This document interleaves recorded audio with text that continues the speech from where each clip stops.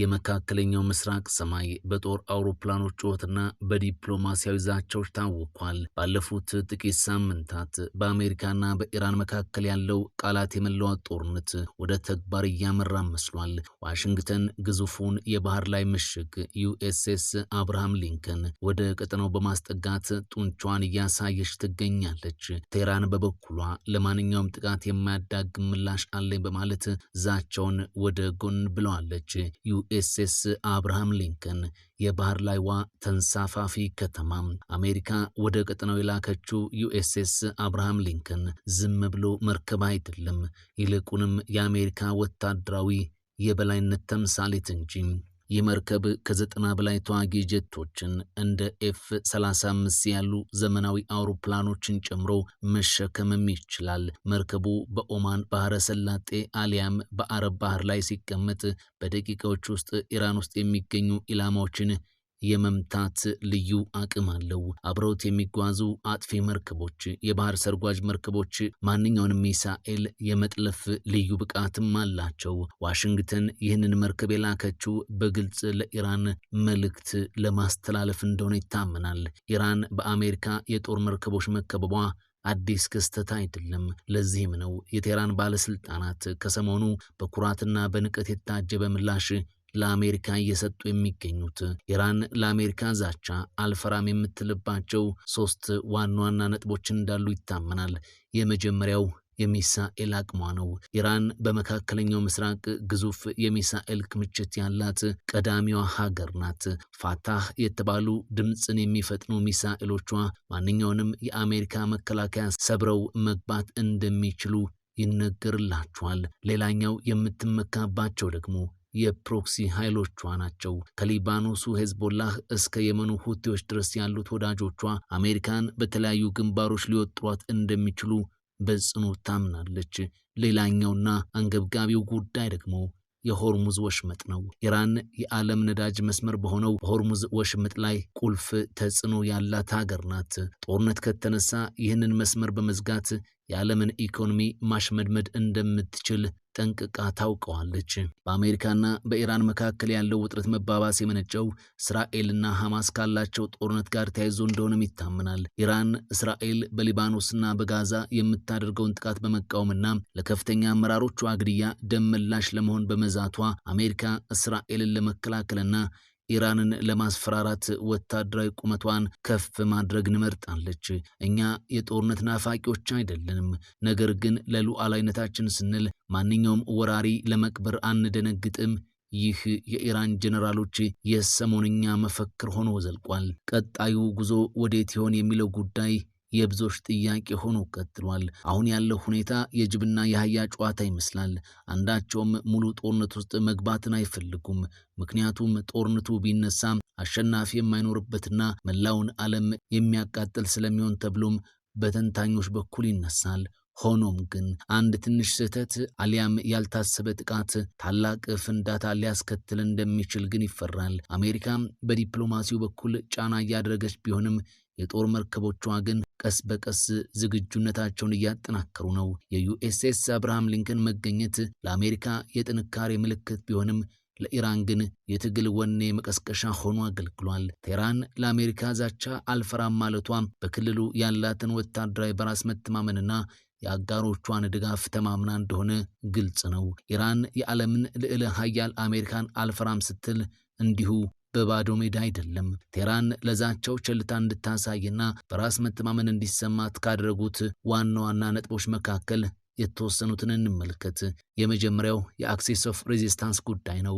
ኢራን ብቻዋን አይደለችም። ባለፉት 40 ዓመታት በመካከለኛው ምስራቅ ውስጥ በገንዘብ በስልጠናና በመሳሪያ የምታዛቸው የታጠቁ ኃይሎች መረብ ዘርግታለች። አሜሪካ ወይም እስራኤል ኢራንን ቢመቱ ኢራን ጦርነቱን ወደ ጎረቤት ሀገራት ትወስዷለች። በሊባኖስ በኩል ሄዝቦላህ፣ በየመን በኩል ሁቲዎች፣ በኢራቅና ሶሪያ ያሉ ታጣቂዎች በአንድ ጊዜ በአሜሪካ ካምፖች ላይ ጥቃት እንደሚከፍቱ ይገመታል። አሜሪካ ኢራንን ከመታች በመካከለኛው ምስራቅ ያሏት ጥቅሞች በሙሉ ማለትም ኤምባሲዎች፣ የነዳጅ ማውጫዎችና ወታደራዊ ካምፖች የጥቃት ኢላማ ይሆናሉ። ኢራን የአየር ኃይሏ ከአሜሪካ ጋር ሲነጻጸር ደካማ መሆኑን ታውቃለች። ስለዚህ አማራጭ ገንብታለች። ኢራን በመካከለኛው ምስራቅ ግዙፍ የሚባል የሚሳኤል ክምችት አላት። በተለይም ድምፅን የሚፈጥኑ ሚሳኤሎችን እንዳሏት ይነገራል። እነዚህ ሚሳኤሎች እንደ ዩኤስኤስ አብርሃም ሊንከን ያሉ መርከቦችን መከላከያ ሰብረው የመግባት አቅምም አላቸው። በዩክሬን ጦርነት የታዩት የኢራን ድሮኖች ለአሜሪካ መከላከያ ትልቅ ራስ ምታት ናቸው። በሺዎች የሚቆጠሩ ድሮኖችን በአንድ ጊዜ በማስወንጨፍ የእስራኤሉን አይረንዶም ወይም ፓትሪዮት መከላከያዎችን ማጨናነቅ ትችላለች። የሆርሙዝ ወሽመጥ ይህ ለኢራን ትልቁ የኢኮኖሚ የጦር መሳሪያ ነው። የዓለም የደም ስር ስፍራም ነው። በዓለም ላይ በባህር የሚጓጓዘው ነዳጅ 20 በመቶ የሚሆነው የሚያልፈው በዚሁ ጠባብ ወሽመጥ አማካኝነት ነው። ኢራን ጦርነት ከተከፈተብኝ ይህንን መንገድ እዘጋለሁ ትላለች። መንገዱ ከተዘጋም የዓለም የነዳጅ ዋጋ በአንድ ጊዜ ሰማይ ነካ ማለት ነው። ይህም የአሜሪካንና የአውሮፓን ኢኮኖሚ ምስቅልቅሉን ያወጣዋል። አሜሪካ ደግሞ በምርጫ ወቅት ወይም በኢኮኖሚ ቀውስ መሃል እንዲህ ያለ መከራ ውስጥ መግባትን አትፈልግም። ሌላው ከዚሁ ጋር ተያይዞ የሚነሳው ደግሞ የሩሲያና የቻይና ድጋፍ ጉዳይ ነው። አሜሪካ ኢራንን በኢኮኖሚ ማዕቀብ ለማንበርከክ ብትሞክርም ኢራን አዳዲስ ወዳጆችን አፍርታለች። ወታደራዊ ትብብሯን ስናይ ኢራን ለሩሲያ ድሮኖችን ትሰጣለች። በምላሹ ደግሞ የሩሲያን ዘመናዊ የራዳርና የአየር መከላከያ ቴክኖሎጂን ትታጠቃለች። ቻይና ከኢራን በብዛት ነዳጅ ትሸምታለች። ይህ ደግሞ አሜሪካ የኢራንን ኢኮኖሚ ሙሉ በሙሉ እንዳታደቀው መከላከያ ሆኗታል። ብቸኛ አይደለሁም የሚለው ስሜት ለቴህራን ጥልቅ ድፍረትን እንድትጎናጸፍም አድርጓታል። ኢራን አሜሪካንን አልፈራም የምትለው አሜሪካን ማሸነፍ ስለምትችል አይደለም፣ እኔ ከጠፋሁ እናንተም አብራችሁ ትጠፋላችሁ የሚል ስሌት ስላላት እንጂ። አሜሪካ ጦርነት ከመጀመሯ በፊት የሚከፈለው ዋጋ ያዋጣል ወይ ብላ እንድታስብ በማድረግ በኩል ኢራን ተሳክቶላታል ማለትም ይቻላል። ኢራን ስትራቴጂካዊ ጥልቀት የላትም፣ ማለትም ጠላቶቿ ቅርብ ናቸው፣ እርሷ ግን ርቃለች። ይህንን ክፍተት የሞላችው በሚሳኤል አቅሟ ነው። ባላስቲክ ሚሳኤሎች እስከ 2500 ኪሎ ሜትር ርቀት የሚወነጨፉ ሚሳኤሎችም አሏት። እነዚህ ሚሳኤሎች እስራኤልን፣ ሳውዲ አረቢያንና በመካከለኛው ምስራቅ ያሉ ሁሉንም የአሜሪካ የጦር ሰፈሮች የመምታት አቅም እንዳላቸውም ይነገርላቸዋል። ድምፅን የሚፈጥኑ ሃይፐርሶኒክ ሚሳኤሎች ሰሞኑን ያስተዋወቀችው ፋታህ አንድ ሚሳኤል ከድምፅ ፍጥነት በ15 እጥፍ እንደሚፈጥን ይነገራል። ይህ ማለት የአሜሪካው ፓትሪዮት ወይም የእስራኤል አሮ መከላከያዎች ሊያቆሙት የማይችሉት ፍጥነት ላይ ነው ማለት ነው። ድሮ የኢራን ሚሳኤሎች በግምት ነበር የሚወድቁት። አሁን ግን በሳተላይት የታገዘ መሪ ስላላቸው ኢላማቸውን በትንሽ ሜትሮች ልዩነት መምታት ይችላሉ። ኢራን የድሮን ሱፐር ፓወር እየተባለችም ትጠራለች። ውድ የሆኑ ጀቶችን ከመግዛት ይልቅ ርካሽ ድሮኖችን በብዛት ማምረት ምርጫዋ አድርጋ ቀጥላለች። ሻሂድ 136 ካሚካዜ ድሮን። ይህ ድሮን ራሱን አጥፍቶ ነው የሚፈነዳው። ርካሽ በመሆኑ ኢራን በመቶዎች የሚቆጠሩ ድሮኖችን በአንድ ጊዜ ልታስወነጭፍም ትችላለች። ራዳርን የማጨናነቅና የመከላከያ ስርዓቶችን የማዳከም ትልቅ አቅም እንዳለውም ይመሰከርለታል። የስለላ ድሮኖች የአሜሪካን የጦር መርከቦች እንቅስቃሴ በቅርብ ርቀት ሆነው ፎቶ እያነሱ የሚለቁ የኢራን ድሮኖች ለዋሽንግተን የስነ ልቦና ጫና እየፈጠሩ ናቸው። የባህር ላይ ትንኮሳ ስልት የአሜሪካው ዩኤስኤስ አብርሃም ሊንከን ግዙፍ መርከብ ቢሆንም ኢራን ይህንን ግዙፍነት ወደ ጉዳት ልትቀይረውም ትችላለች።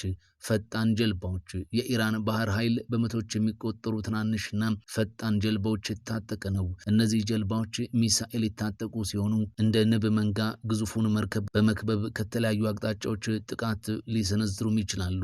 የባህር ውስጥ ፈንጆች በሆርሙዝ ወሽመጥ ላይ የሚዘሩ የባህር ውስጥ ፈንጆች የዓለምን ንግድ ከማስተጓጎላቸውም በላይ የአሜሪካን መርከቦች እንቅስቃሴ ይገድባሉ ተብሎም ይፈራሉ። ኢራን አሜሪካን የምትፈታተነው አንድ ትልቅ ሚስጥር ይዛ ነው። የኒውክሌር ፕሮግራም። ኢራን ጥቃት ከተሰነዘረብኝ የኒውክሌር ቦምብ ለመስራት የሚያስችለኝን ዩራኒየም በሳምንታት ውስጥ አበለጽጋለሁ የሚል ስውር ዛቻም አላት። ይህ ደግሞ አሜሪካና እስራኤልን ጦርነት ከመጀመራቸው በፊት ቆም ብለው እንዲያስቡ የሚያደርግ ትልቁ መቆለፊያ ነው። አሁን ያለው ሁኔታም የቀዝቃዛ ጦርነት አይነት ሆኗል። አሜሪካ ጡንቿን እያሳየች ኢራንን ለማስፈራራት ትሞክራለች። ኢራን ደግሞ ብትመቱኝ የምከፍለው ዋጋ ቢኖርም እናንተ ግን ከኔ በላይ ትከፍላላችሁ የሚል መልእክት ለአሜሪካም ሆነ ለእስራኤል በግልጽና በአደባባይ እየላከች ትገኛለች።